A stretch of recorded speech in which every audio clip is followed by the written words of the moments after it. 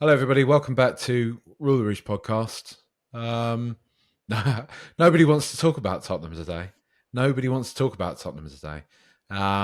People are either very, very angry with Ange Postecoglou, people are really angry with Daniel Levy, or people are really angry with people who are angry with Ange Postecoglou. And less people are angry about people who are angry with Daniel Levy. But I thought, it's polarizing times. Supporting Tottenham Hotspur Football Club. So I thought, what better way to dive into a polarised civil war of a fan base by speaking to Derry's chief Derry City and Juventus fan, Mr. Jack Gallagher. How you doing, mate? I'm good, man. I was thinking when you said civil wars and stuff like that there, something troubles related was going to come out of your mouth. So I was kind of waiting on that more than Derry City and Juventus. I save all that sort of problematic humour for off mic Oh, fun. yeah, yeah. And the Patreon as well. Yeah, Oh yeah, of of course. course. You I got to mean, pay for that content. that's what they get though, behind the Yeah. paywall. Patreon patreon.com/RTR pod. Thanks for that, You're Jack. welcome, man. Um, Pro. so look, I mean, let's just give say like let's give the listeners a kind of a what are your where do you stand on Spurs overall as a position? Because like you're not a Tottenham fan, but I've never found you to be one of those ha ha ha, ha Tottenham people. Like you sort of you poke me every now and again. And I think that's a bit more to like just see how I'll react to it. But I've never really got the vibe from you that you're like you revel in laughing at Tottenham Hotspur Football Club. Where would you say you stand on Spurs as a sporting and business institution? Don't we check the OKRs on the business side there, Jack? Yeah. um, I think just the main word to describe Spurs is just, and I'm sure you would as well, is just frustrating. These are just a frustrating entity. So these are across the board. Just in terms of like good one week, really, really, really shit the next. Too inconsistent across the board with how he's sign players, sack managers, everything. Just pure frustration across the board, I think. And I wouldn't say I don't revel in it because I just don't. I think, unlike maybe a lot of other people who are slagging off Spurs and people in England and stuff who aren't Spurs fans are other Premier League fans, so they like really give a shit about Spurs in a lot of ways too. I don't really care. I just look on from the background and just frustrated by the kind of seeing like there's a clear opportunity and there was a clear opportunity, maybe not as much now, but like 5, 6, 7 years ago, there's a clear opportunity there for Tottenham. London club, great manager, good young group of players, and just did fuck all with it, essentially. That's where all the frustration comes from. So I think like right now, where he's are is where he's should be, based on decisions made, who your manager is, what your playing style is, who your players are. He's kind of are where he should be right now, which is a frustrating part because look how much money he's worth. Look how much money she could spend. Look how many players she could get based on being in London, having been in the Champions League, been quite consistently in the Champions League for a number of years. Look how much they charge for tickets. Yeah. What is this fucking season ticket? Like over $2,000, the top one? Ridiculous. Like, I mean, look, before we sort of dive into Ange Postecoglou and like this season in particular, I mean, touching on what you're saying there, I mean, what do you feel about like Daniel Levy and his approach to things? Because you'll see some people that will say, actually, Tottenham do spend money and Spurs fans are just entitled and they blah blah blah blah blah, all these types of things. But I mean, as far as I can see, that Daniel Levy's sort of stewardship of the club is generally characterised by this idea of, I mean, let's look at it right now. We know we've needed players, right? The squad's literally been on its last legs for the past month and a half now. We should have gone into January, and I know January is a bad time to buy players and all that type of thing, but it's pretty exceptional circumstances. We should have had 2-3 signings ready to go as soon as that transfer window opened. But lo and behold, as we know, Daniel Levy is doing his usual transfer window brinkmanship bollocks, and he just definitely will be. Like we know this, and people say we've brought in these football guys. We've brought in Johan Langer, and we brought in Scott Munn, who I suppose there was this big like hoo ha from Spurs as a club couple of years ago, where it was like Daniel's going to step back. Daniel's not going to be on the front line anymore, dealing with anything. After everybody got angry with the Conte thing and more protests started to grow, and there was audible kind of displeasure with Daniel Levy within the stadium and everything. He stepped back and he brings in these two football guys. He's still in charge of it. Everybody knows he's still in charge of it. There were reports coming out of Spurs just a few months ago when we signed Dominic Solanke that the road blocking us getting Dominic Solanke across the line was Daniel Levy, because he didn't think the club should be buying him, despite everybody else at the club wanting Dominic Solanke. So, I mean, it just feels to me, like you say, you have highlighted a lot of things, Ed. Like we have built this stadium, right? We do have a huge fan base. We're in London. The brand is in such a place whereby Spurs should be able to just like pull the trigger, get some big players in. If I know you will have Arsenal fans that will turn their nose up and say, like, dream on if you think you could be buying somebody like Declan Rice. But we make as much money as Arsenal now. Arsenal haven't won the league for 20 plus years. So there's a generation of not even just fans, of players now that know Arsenal as a formerly massive club and now a club that are aspiring to be good again. And I sort of feel if Arsenal can show the ambition, drop £80 million on somebody like Declan Rice, there's no reason why Spurs shouldn't be doing that now, buying players in that sort of bracket.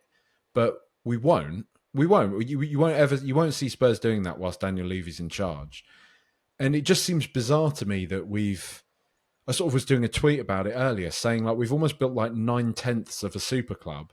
We've put everything in place, but then when it comes to the actual on-pitch stuff, we don't want anything to do with that. We don't want anything to do with that.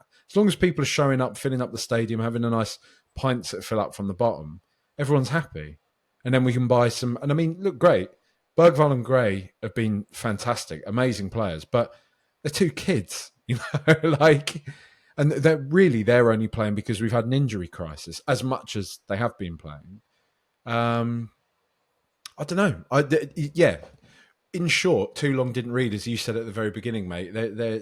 We are frustrating, but I mean, is that just delusional on my part, though? Do you think Spurs could we? The one I always put out there, I'm always saying, Nico Williams is sat there, £65 million release clause, right? Yeah, he'll cost you 150, 200 grand a week in wages. I get that. But people are like, he wouldn't come to Spurs. He's not going to come to Spurs. In my opinion, you say to somebody like him, we've lost Harry Kane, Son Heung-min's on his way out. We need a new superstar. We need somebody to basically lead the franchise, if you like.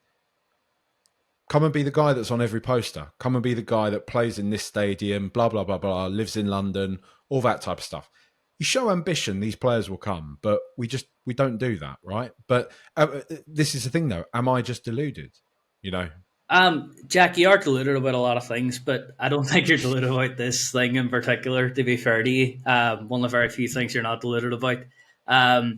Look, the really good point you made there, particular one, is the Arsenal stuff. Like, you can't tell me that Arsenal, in their current state and in their state of the last 5-6 years, were a more attractive club to players than Spurs were coming off the back of a Champions League final and coming off that Ajax result and things like that there. You can't... Two younger footballers who, like you said, didn't grow up with the unbeaten Arsenal, didn't grow up with George Graham's Arsenal, didn't grow up with all that stuff down the years. Looking at the two clubs in like 2019, Spurs should have been a more attractive commodity for players to go to and sign for that club.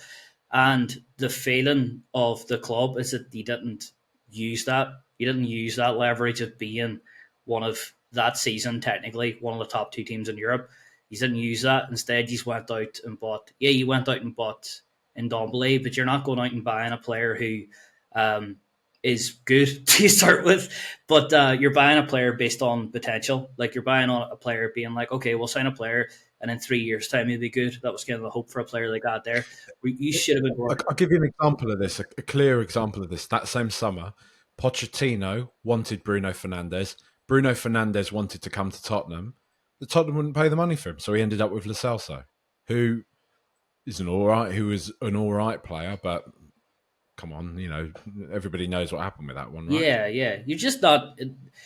The push then should have been buying players for now, whereas it was still buying players for a few years down the line.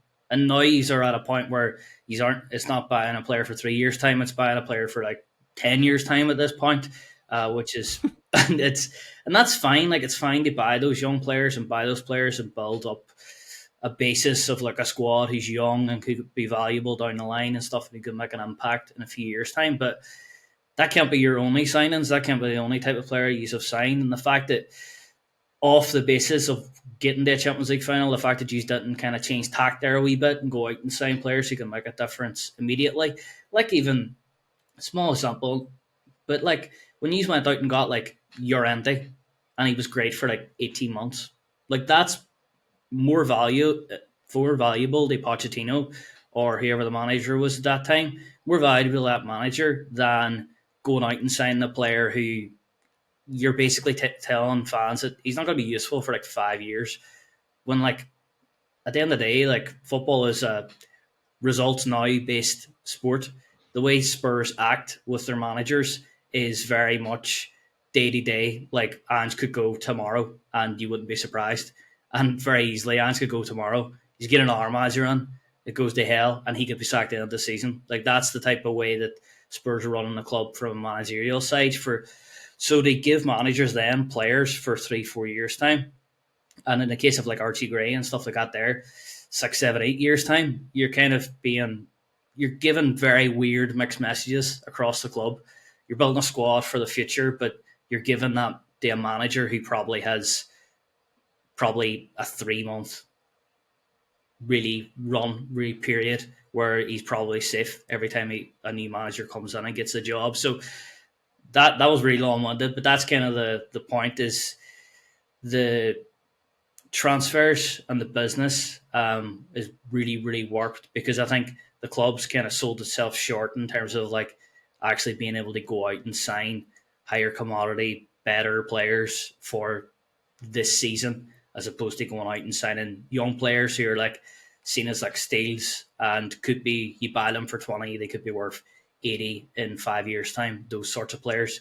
Spurs shouldn't really be doing that at this point. That's the sort of move that like a Bournemouth or like a Fulham or something like that size of club can do and can get away with doing. Tottenham now can't really afford to do that, and they still are doing that, which is the big problem. We need to be doing those things side by side, right? Like the point that's been made a lot is like the business we did this summer was great on one hand, but the business we were doing this summer is the type of business we should have done around the time when we had Kane, Ali, Eriksen, Alderweireld, so on and so forth, that litany of stars, and we just stopped buying players. The thing is, the club stopped spending money on players because they're like, well, we got loads of good players, so it's all right. We don't need to buy any more at the moment. And the point has been made that Tottenham we're forever reactive. We never build on that position of strength.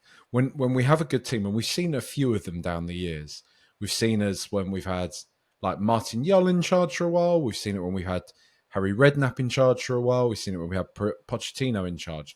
We sort of hit these peaks where you think, right, you just press the button now, we can actually be a decent side and we can do something here.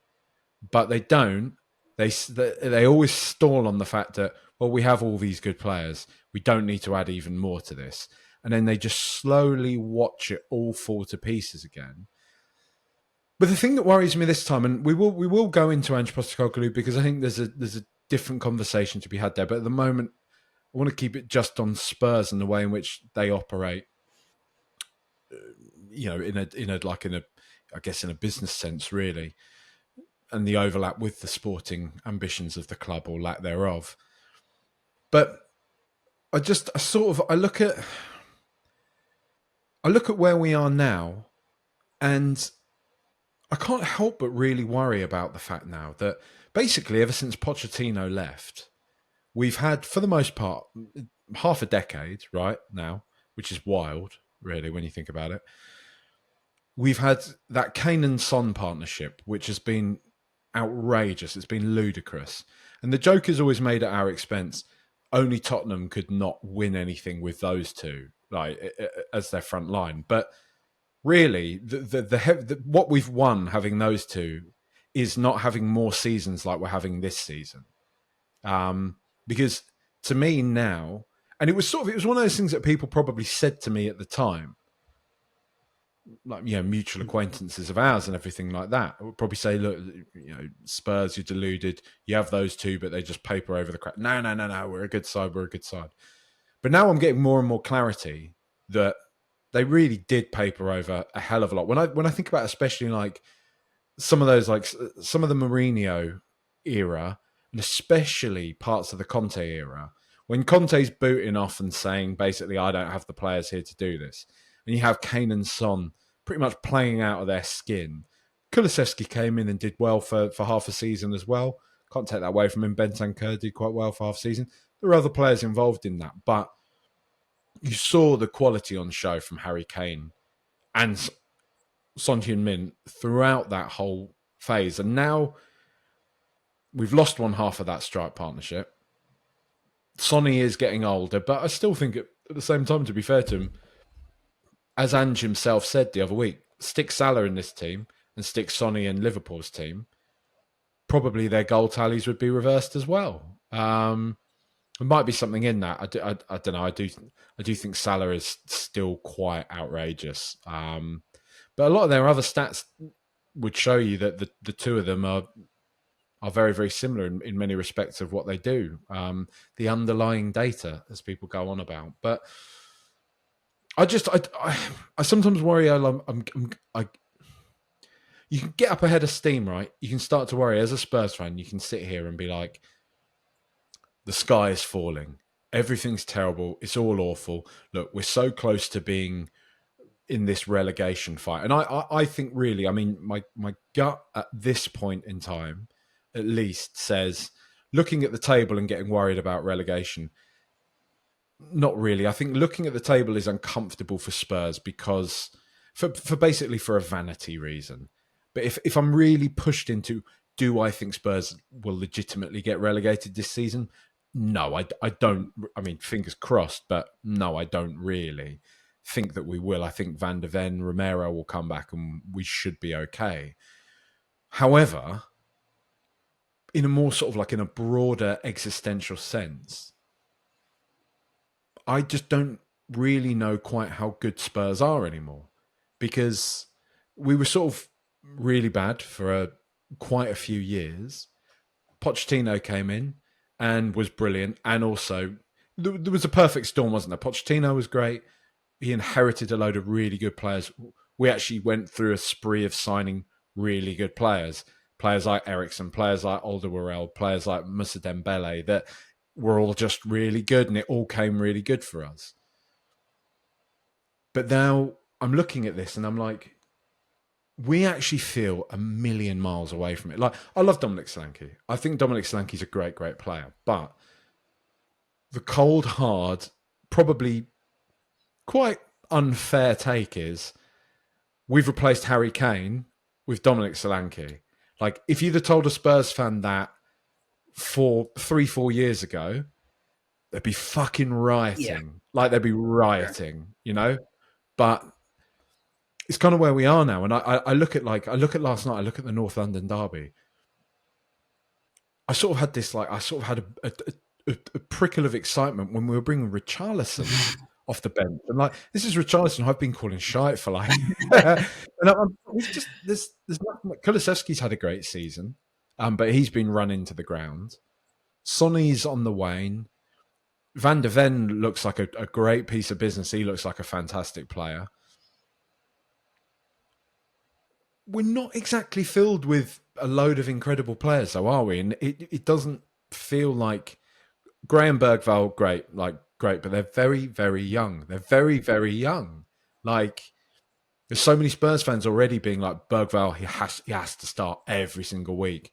And I'm like, he's good, and he was really good last night. But I still look at him, I think he's not quite there yet. Like, when we played Newcastle the other week, and you had their midfield, like their midfield of what's his name, the lad that got banned for betting, Oh, Tonali. yeah, Tonali, Bruno, and Joe Linton. It's game over. Do you know what I mean? When you come up against like brutal midfields like that, No chance. we can't compete. I mean, do you think, like, from the? I mean, I've been sort of waffling on literally for about 10 minutes there, but like, I mean, do you think Spurs are in something of of an existential crisis? Like, I mean, people say, "Oh, football can move fast." You know, could you see Spurs having a good season next year and actually suddenly ending up pushing for the title?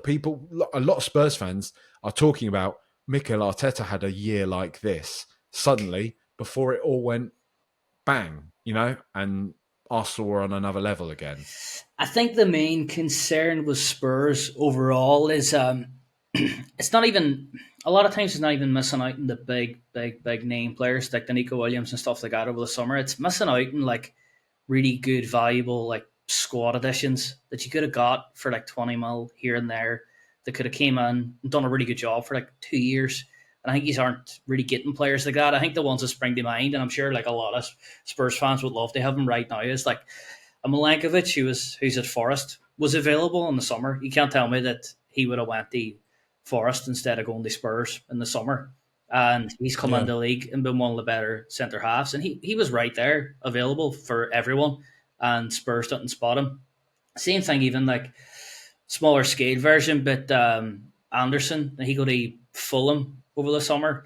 And he was really good for Palace last year. And considering how threadbare and shit Spurs have been defensively this season, like you can't tell me that he wouldn't have been a better third choice centre half than a Dragusin, for example, because he can actually mm. kick a ball in a straight line and actually play the ball at times, which is a low bar, but he hits that low bar.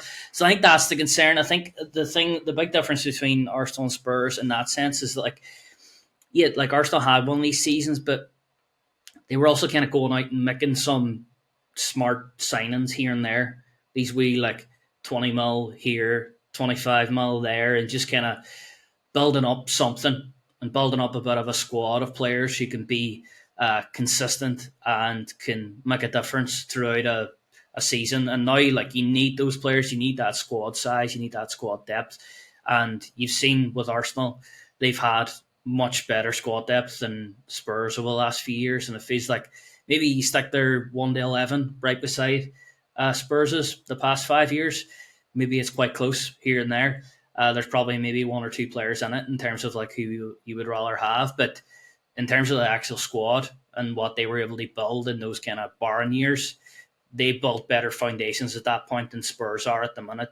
It doesn't feel like Spurs are kind of building a squad that can compete next season, or like I said, trying to build a squad for like 5 years time. When the way football moves now, what's the point? And also, you're buying all these young players, and then if you run them into the ground, then maybe a Bergvall, if he plays 40 games this season and plays 50 games the next, you've seen what happened to an Ansu Fati and people like that. Their lifespan as footballers, everyone thinks, is like from when they break through until they're like 38, 39. But by playing them too much when they're young, you'll end up not getting those later years out of them. You might actually only get him days like 25, 26, and then he'll start really, really whittling down and start getting injuries and picking things up and be nowhere near the player that people expected him to be when he's 28 and 29. So that's a big concern as well. I took a look at where he's are in the league table at the minute. He's are 13th.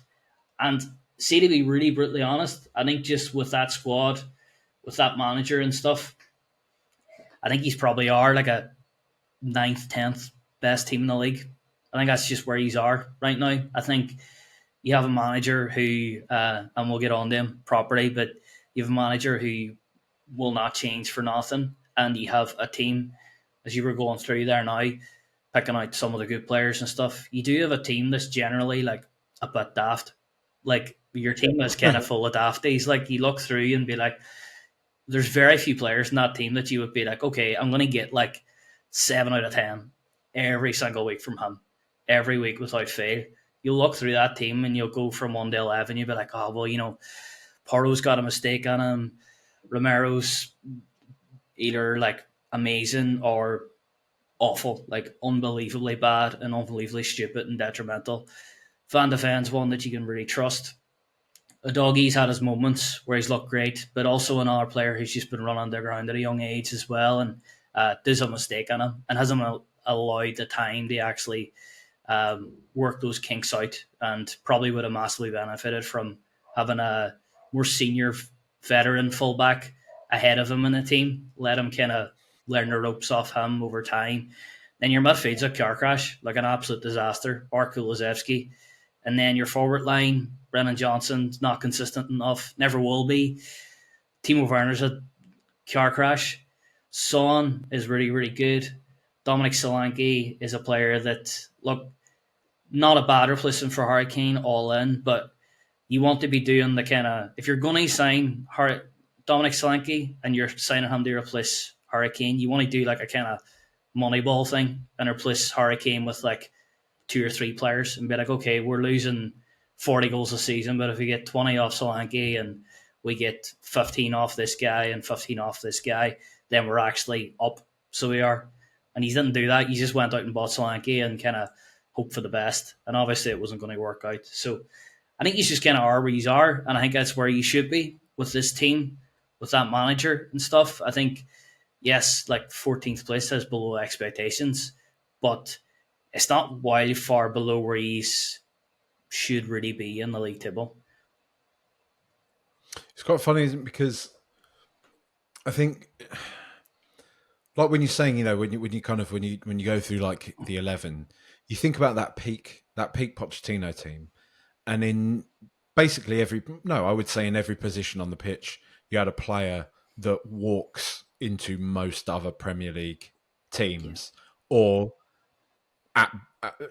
in a worst case scenario, the other Premier League team had a player of comparable quality, hence they wouldn't replace them easily. See, like Son and Mane or something like that, right? But now, when we're sort of talking about, when people are talking about Spurs, when it clicks, we'll be up there, you know, competing for the top honours and stuff.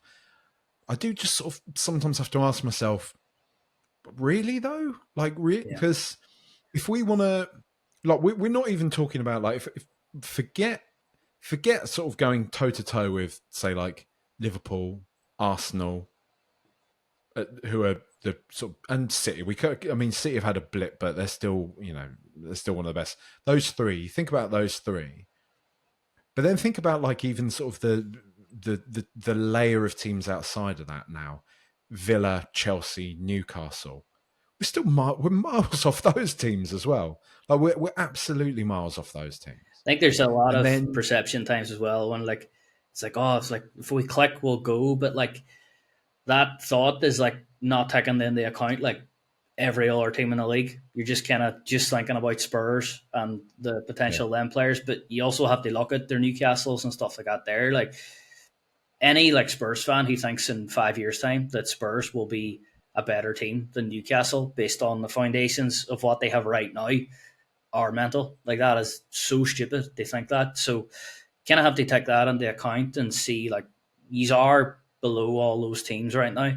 And there's a few teams then that these are kind of on a kind of level and on a similar trajectory to. And I think you'll hate it, but like a West Ham is more comparable to where Spurs are right now based on squad and talent and the manager than a Chelsea or a Liverpool or an Arsenal or something like that. And that is hateful, but like if you think about it, it's not far off. So it's not. I mean, the thing I find kind of wild is like we've sort of slept. Like Spurs have just slept on this. Spurs have taken it completely for granted the past few years. You know, they've not operated in a serious fashion. Right, we've signed because I know I can hear the voice of the audience, somebody in the audience now, who, when you said there about moneyballing, somebody will say, well, Spurs have done that. They've signed Solanke, they've signed Brennan Johnson, and they've signed Richarlison. But Johnson maybe has been bought with more of a plan in mind, more of the thing with like what Ange Postecoglou is trying to do in mind. Richarlison was just speculative. Richarlison was us capitalising on the fact that Everton had to shed players to meet, Premier League regulations, to meet kind of whatever it is. Well, I can't remember what the bloody name of the financial stuff is. Is it PFI? I can't remember. FFP.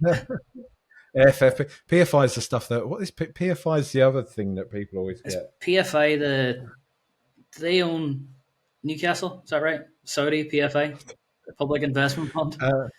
PFI stands for Private Finance Initiative.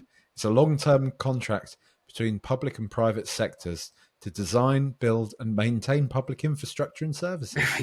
There you go. So Everton apparently needed to sell Richarlison for that. No, but you know what I mean. So I mean, like we just, I don't know, we haven't been taking things seriously, and then we're sort of acting all surprised now. I'm including myself in this, but we're sort of all like, oh, Brighton are quite good. Oh, actually, Bournemouth are quite good. Oh, Forest are quite good. Oh, Fulham are quite good. And it's because they've been sort of this thing that Spurs are trying to do now. The club that did this, Spurs did this 10, 15, almost 20 years ago and built themselves to the point where they've been able to build this great, big, huge stadium and all this other stuff, go on Champions League runs, get to a Champions League final, all that type of stuff, right? Spurs apparently did all that before. And it just seems so hard to swallow the idea that now we're supposed to be back sort of tussling shoulder to shoulder alongside teams like Fulham and Brighton and stuff like that. That I don't know, that we're just sort of to accept that that's the reality for a club that routinely boasts the fact that it's got like the 7th highest turnover in world sport, like comparable to like NFL teams and stuff, which is previously unheard of.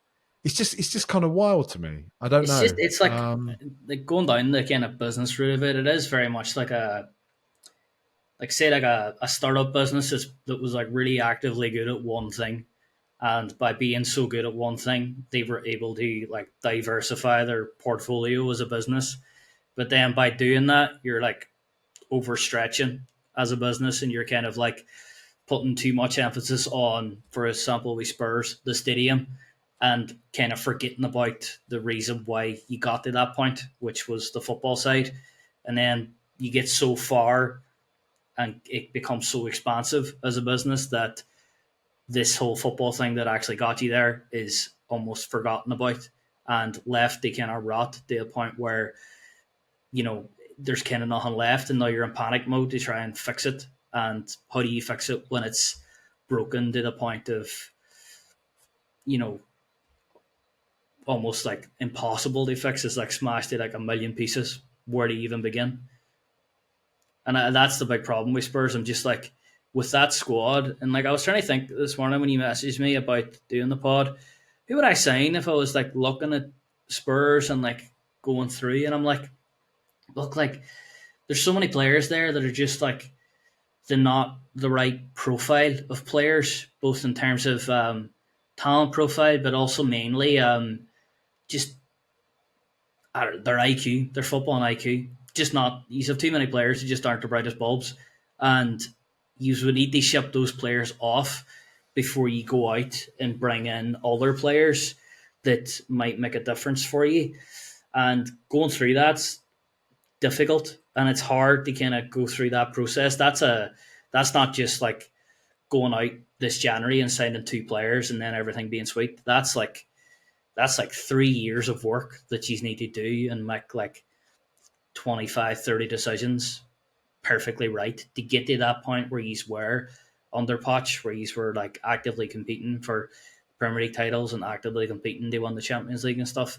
That's such a long process now because the business, Tottenham, took their eye off that ball for such a long period that they've made that task like almost like insurmountable. I mean, do you?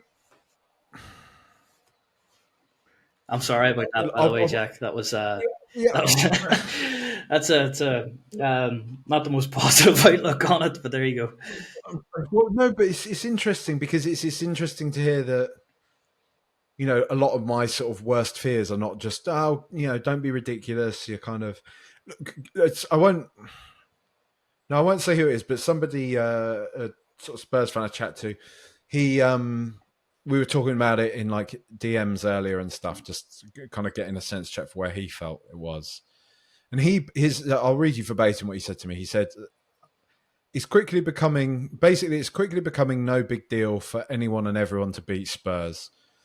There's a lot of chat about Kane's departure today, and it feels like the whole aura around the club has gone from us being like the kind of heir apparent to the Big Six to now just again another Premier League club. It doesn't even feel like we're actually a big scalp anymore.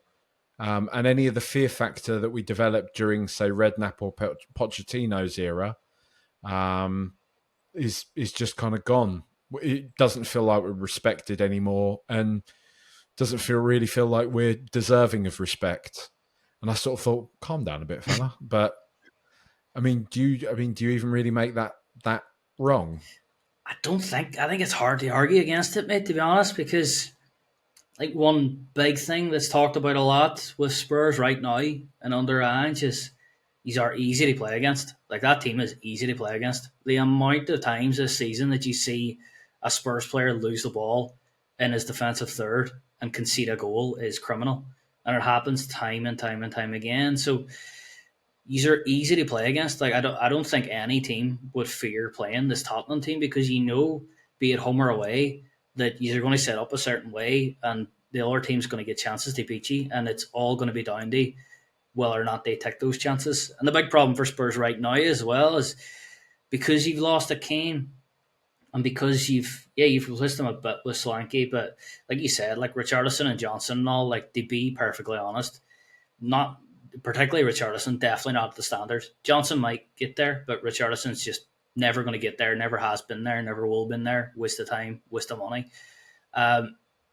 You aren't creating enough chances either to kind of negate conceding so many chances. And that's kind of your problem. You can't really even outscore teams right now. These are just giving teams all their chances to score. And if they score them, they'll beat you. Well, let's dive into him because you've hinted at him a few times now. Ange Postecoglou. I mean, that's pretty much like the biggest split in the Spurs fan base right now, and I think it's a more pronounced split than I've probably seen. The generally is always around a manager, like people that want a manager to stay and people that want a manager to leave, but it's actually a particularly kind of hostile environment, shall we say, the discourse around Ange Postecoglou, what he's doing, what he's capable of doing. Has he got his hands tied behind his back? Should he be doing more?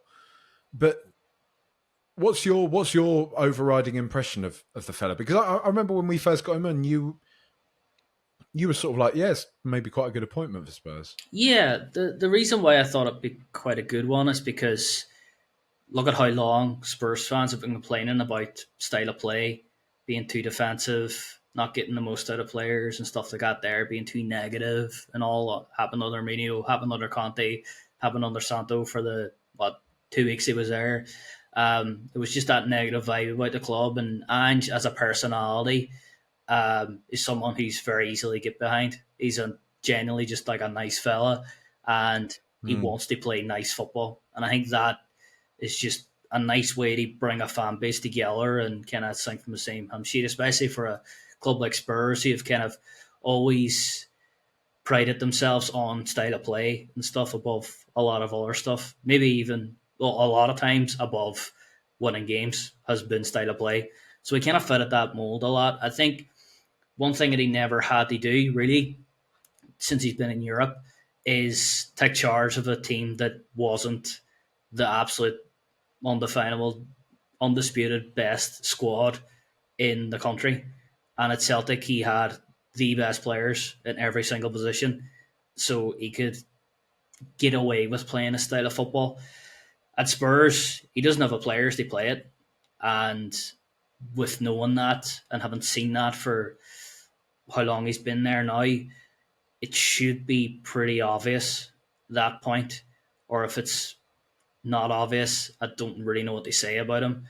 I get that it's nice to kind of have your style of play and have that, but at this point in it, it's kind of he should be in a bit of a survival mode and should be kind of making tweaks and kind of more than anything protecting his players. I think he's kind of given like thrown guys like Archie Gray and stuff playing centre half at like 10 years old and stuff, kind of throwing them in the deep end a lot by playing this style of football. You're really kind of hanging your players out to dry and stuff. So I wouldn't be massively surprised that if he ends up losing his job at some point, that you'll see a piece in the Athletic or something mentioning about the fact that players weren't happy with the style of play and stuff like that there. Because at the minute, it does feel very much like the players clearly aren't talented enough to play that style of football. So by forcing them to play that style of football, that can only be a negative thing for the relationship between the players and the manager right now. I mean, do you think he should be like? Do you think his head should be at least on the block now? Yeah, yeah. I think, of course, I think it's. I think the only reason a lot of times is why it's hard to say that about Ange, just because, like I said, he comes across a really nice fella, and he wants to do the right things, and he has the right ideas, and those right ideas can get you a long way in football. But I think just the way football is now, the way it has been for the last 10, 15 years, it's week to week results based. Like, you have to be getting the results. And the fact is, they're not getting the results. And the most worrying thing that I mentioned earlier, too, is not really good to watch even anymore. Like, not really creating that many chances. Like, kind of No. poor to watch. Like, when you compare, like, I'll never say that you should have kept Nuno, because the Nuno thing was a disaster from day one. But when you compare the way Forest set up and the way they play and the way they soak up pressure and hit people quickly on the break, to me, that's way better to watch than the way Spurs play right now. The way Spurs play right now is, said it at the very start, it's frustrating. It's frustrating to see a team make the same mistakes every single week, and it's frustrating to see the same players who, like a Basuma or someone like that, is a really good example of it. Who, like, one week will be brilliant, and the next week he'll get sent off and give away two penalties. Like, all of that is frustrating, and the fact is that Ange hasn't done anything to make Spurs less frustrating to watch. Because I mean, do you buy this? Like, because you know how like the thing that's basically made the point that's often made is that like Pep Guardiola, when he started out at Manchester City, didn't do that well because he didn't have the correct players at his disposal to do his job properly, right? The logic dictates essentially that Ange Postecoglou is doing a fine job at Tottenham, and everything would be all right just had he the players that that he can't be blamed because Tottenham just haven't invested properly in this squad for him. And as much as I do that buy that to a certain point, when I look at where we are in the league, like right now, and I get that your point was saying that we were whatever eighth, ninth, 10th sort of place team really on the strength of the team by virtue of who we've got. We're sort of sat in 14th now. I mean, just for some context, Crystal Palace hadn't won a game of football until late October, ironically enough, against Tottenham Of Hotspur. course, he has Tottenham. And they've now caught up with Yeah. us, like in that time. We've won 9 league games in 9 months. Like, and I mean, I get that maybe the team isn't in the best place, but I can't escape from this sense that I do think Postecoglou should still be doing better than he is with what he has at his disposal. But I think the thing that I can't draw a definitive line on is he capable of doing it, and he just sort of stubbornly won't. Aussie Bielsa is something that's been sort of said of him. where they will put their principles and their mantra ahead of really what is clearly the pragmatic decision, essentially? Or is it simply that he is a good manager, and I don't want to do him a disservice. I don't, and I have sort of stayed away from being like, well, he's only managed in Japan and Australia and Scotland and stuff. He's been successful wherever he's been, and I think you have to sort of respect that about him. But what you do have to say is, and this isn't meant as a disrespect, you can say this of any manager that comes to this league, but the Premier League is full of incredible players, incredible managers, wealthy clubs with loads of history. It doesn't stop. And Ange has been exemplary wherever he's been in his career. But I wager that most people who are Premier League managers, if you look at their backstories, probably all have a similar backstory to Ange. Have been incredibly successful everywhere they've been, have pioneered X, Y, and Z. They have a litany of people that have worked around them and said he's a genius, he's brilliant, he's wonderful. It just depends how you want to spin every narrative. I don't know. I just don't know how much longer he gets. I mean, today Alistair Gold has come out and said that the noises from within the club suggest that Ange Postecoglou's job is safe. They think he's navigating a very tricky period for the club as well as he possibly can. They appreciate his efforts and they back him. They back him to the hilt. But they back him with what? We haven't signed any players for him in this transfer window. So I don't know how much we can believe that. But do you think Spurs do just have to stick with him now, mate? Because you said it yourself. We've gotten into this habit of hiring, firing. At the first sign of trouble, we fire somebody. Is this a ship that he can, the course that we're sailing at the moment, do you think he can right it? Do you think he has the ability to say, ride out this season, let's chalk it off a horrible year? I mean, everything crossed, we win a League Cup or we win a Europa League, but chances, I mean, let's be real, chances are we're not going to win any cup competitions. And we're looking like we're going to finish 10th. Looks like it'll be a good finish for Tottenham right now, right? Which is kind of wild. We get through this season. Do you think there's any chance whatsoever that Ange Postecoglou gets a fresh slate next season and suddenly Spurs actually do look okay again? It's an interesting one. I'll go back to your point about Pep and what people defend Ange about. I'm not the biggest Pep fan. He's a weird guy. But what he has done is he's always made tactical tweaks here and there to kind of right the ship at the right times. Like the big example recently was when they won the treble. The year before that, they went on the Aberdeen rut for a little period, and he switched up a system, put Rodri deep, played 4 above him, and look how good they were for that period when he made that tactical tweak. So I don't think that argument that people are making is doing justice to the changes that Pep has made throughout that time. He didn't just come with a 4-3-3 and play it regardless and didn't care. He's made small changes to fit what players he's had and stuff like that there throughout his time at the club. So that's the sort of thing that Ange should be doing and isn't. Like you said, the big thing is that endless cycle of sacking managers all the time. It's kind of like once he's got the Ange, I felt like he's kind of had to stick it out. But I think if he's had to sack so many managers over the last few years, I don't think Ange would still be there right now. So it's you've kind of shot yourself in the foot by sacking off so many managers, because the big question is, you sack him, who do you get next? Whoever you get next, do they trust that they're going to be there in 6 months' time? Do they trust that they're going to be given the time, which they shouldn't, because no one else has?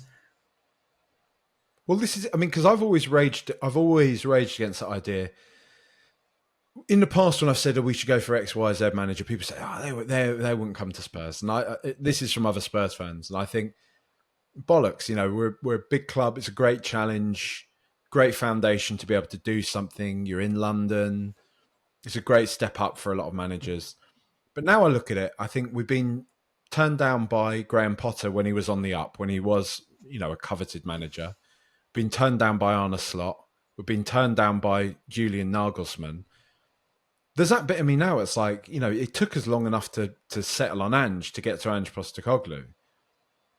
If we do biff him off, like, does Iraola join Tottenham? Like, I know there must be something of an allure there. I mean, we're definitely a bigger club than Bournemouth in certain respects. Let's just say in infrastructure at least, and profile. But does he join us, or does he think, I'm doing all right here at Bournemouth. They sort of back me. I'm a bit of a hero. Maybe I'll just wait until, like the City job's available. Maybe they'll be interested in me. Yeah. Does anyone actually want to come to Spurs at the moment? Any sort of manager who is like that, or do we sack Ange Postecoglou, have a summer of being linked with managers like Iraola, and end up with Brendan Rodgers?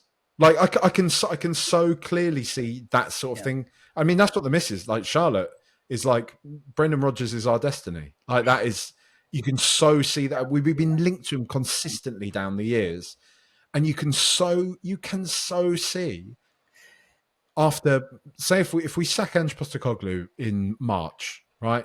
We get to March, we're still not picking up results. It's looking a bit hairy. We sack him. We got Ryan Mason to the end of the season. We go into the summer, right? We get the manager, we get the chairman's statement. Sorry about everything, guys. We're going to look far and wide, and we're going to get a great manager to return the glory days back to Tottenham. We'll probably even be linked to Pochettino again. Can he juggle USA and Tottenham? Does he want to leave USA before the World Cup? All that type of thing, right? And then we'll see towards the end of the summer, Tottenham sign Brendan Rodgers. You can see that happening. It scans too well, like worryingly well. That scans. It's it is that thing of like, why would a manager leave to come to Spurs? Because it's essentially like, it's kind of like going like, you're working a full-time job for X amount of money, and this other job that's a slightly bigger company is giving you a freelance full-time contract, but without the job security of being a full-time member of staff. It's kind of that, like, in a lot of ways, because like anyone who's going to Spurs from where they are should be going knowing that they're kind of giving up job security.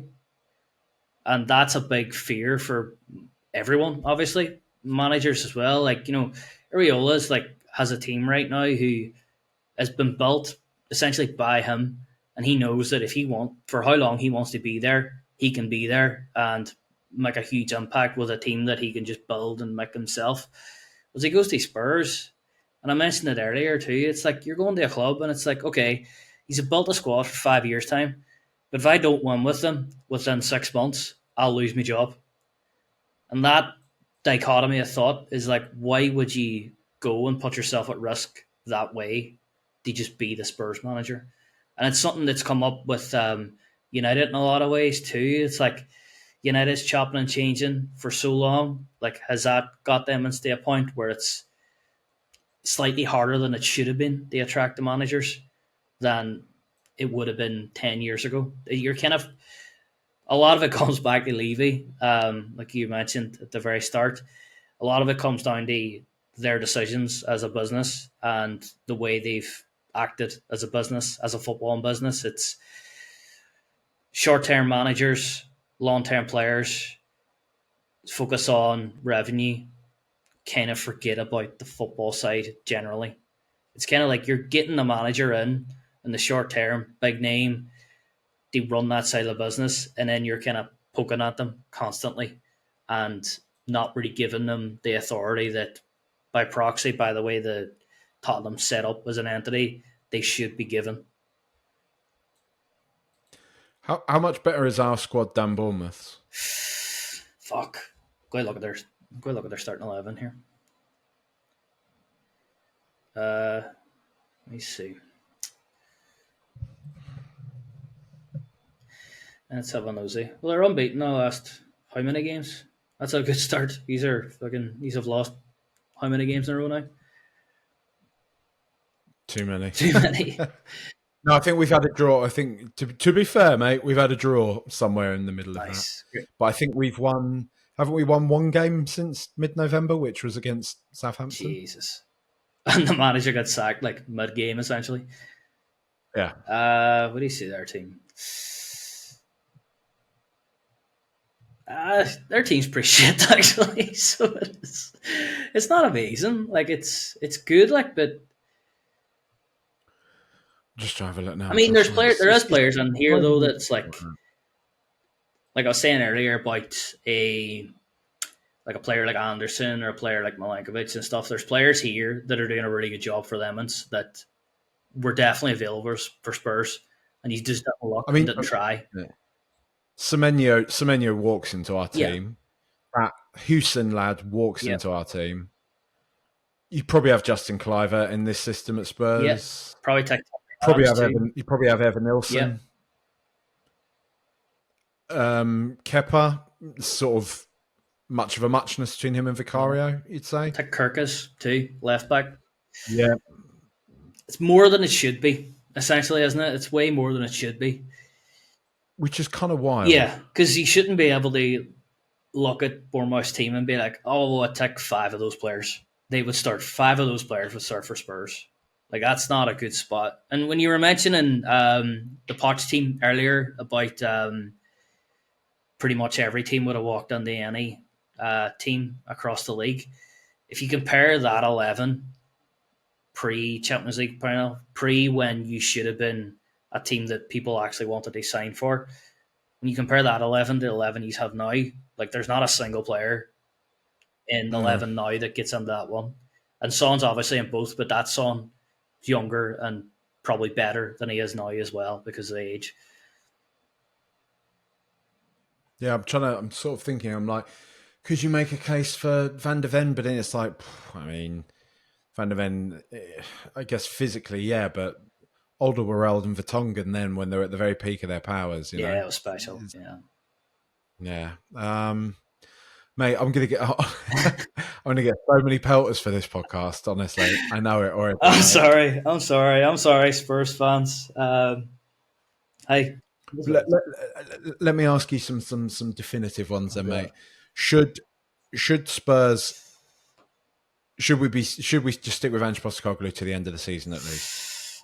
I think he's hefty. I think in any other situation, no. But I think because he's such a mess in terms of the way he's been running the past 5-6 years, like he's kind of hefty. Kind of catch-22 in it. You don't want to, but you kind of have to.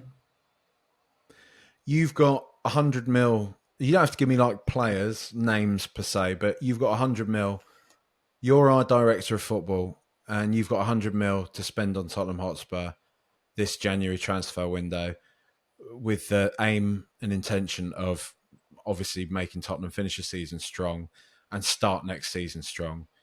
Where do you crucially spend money? If you imagine 100 mil gets you probably 2 good players, right? I just go for players with high football IQ. I think, like I said, I think the team's just full of dafties, just full of people who just make stupid mistakes too often. Really technically poor players as well we're full of. Like a Dragusin. Yeah. You just need players you need more players in that team. The week in, week out, you'll get the starting 11 at 2 o'clock on a Saturday and be like, okay, he's going to play well. He'll be grand. He'll be okay. He'll be good. At the minute you look at the starting 11, is you don't really know what you're going to get from anyone. And that's the big problem. I would just go out and sign players like that. I think particularly in the middle of the park, I think you need big sweeping changes to the middle of the park. So you seen Basuma last night, and time again throughout the season, he's 28, and he's just making stupid decisions and bad mistakes too often, and he's playing the most pivotal role in your team. I think go out, get players who might not be the flashiest players in the world, but won't do anything stupid. That's the main thing. Would you sell James Maddison? Speaking of that sort of player, yeah, I would. I don't know who to or like how much you get from him and stuff like that there, but in general, in terms of like players that you don't know what you're going to get from, there's too many players like that across the board. There's way too many players like that in attack. James Madison's obviously one of them. You'll get 10 really good games out of him every season, but when in those games, when do they happen? Who do they happen against and stuff? The big problem this season has been they've happened against like Southampton and stuff like that there when no one really cares. You need to go out. If you sell him, get rid of him and get someone who you know is just going to give you something. Give you like 15 and 10 every year and you don't have to worry about him. And you don't have to worry about him dropping a stinker every now and again. I just want to let's just end this on a jovial note. Your man Ryan, he's a big Spurs man, isn't he? And he's how many Spurs victories has he witnessed in the flesh? Oof. The only one that it comes to mind is this is so long ago. I think it was the first game I ever went to. He went to see Spurs Anderlecht when like I think Yuri Tielemans was playing for Anderlecht. That might be the only one. He'll correct me at the weekend when I see him. But it might be that. How long ago was that? But yeah, he hasn't seen any since, I don't think. I think he always says the best thing he's seen is when he's drew with Arsenal. So he hasn't even seen he's beat Arsenal. Is he going to any games this year? He's not because he's getting married, so he is. Yeah, so all the money's going that instead of Spurs, which is probably a really good decision considering going to Spurs right now can't be the most enjoyable thing in the world. I was going to say he's not going to break his duck of not of not seeing Spurs win any football matches. So yeah, at least he's not spending money on it this year, so he's not because it wasn't going to happen anyways this year. Right. Well, best of luck, Ryan, with the wedding, and please don't come to any more Spurs games as well, because I mean we don't need any more of your whiffy aura coming here. Right? We're struggling to win games enough as it is, mate. Need all the help they can get to. Just stay on the DFS stand. You know what I mean? Does me all right, lad. Jack, it's been a pleasure, mate. Where can people follow you, interact with you, send abuse to you? Oh, jeez. Not really on any socials anymore, really. You one of them? One of them ones now. Just can't be arsed. Twitter, I guess. But hey, I'll not check it. So you can tweet me at Kelsius Love Jack, and you can send me dog abuse, but I probably won't see it, so it probably won't matter. What about your writing? You got anything football or non-football related on the horizon? Working on some stuff non-football, but nothing concrete yet. So keep your ear to the ground, so we will on that front. Just a load of woke, arty, farty, non-football stuff. Yeah, right? just a load of woke nonsense. So it is proper 2025 writing. You know how it is. Yeah, nah, don't want any of that.